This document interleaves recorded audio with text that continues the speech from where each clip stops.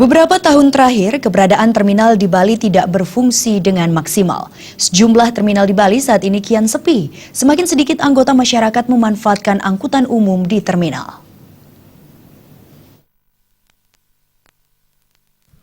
Saat ini, keberadaan terminal di Bali tidak berfungsi maksimal.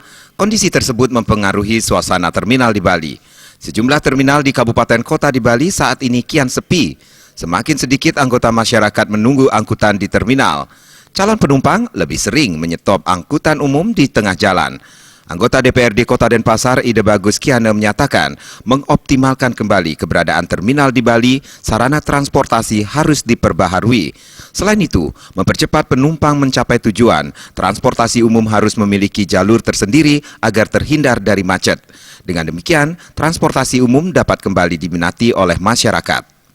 Transportasinya diperbaharui, terus sekarang sudah ada siber pungli, jadi tidak ada pungli, orang akan tertarik. Sudah itu bisa nggak kita membuatkan dia punya jalan tersendiri? Kalau sekarang kan belum, jadi dia khawatirnya begitu naik bus macet. Nah, jadi saya rasa kalau untuk keluar dari Bali ke luar daerah sih masih tidak ada hambatan lah. Ini kan yang masih berkistar kegiatan dalam kota daerah itu masing-masing, kan itu yang menemukan kekrodetan.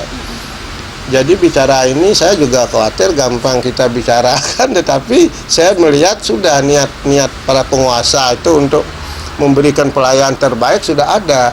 Tapi faktanya masyarakat juga harus ikut memberikan dukungan.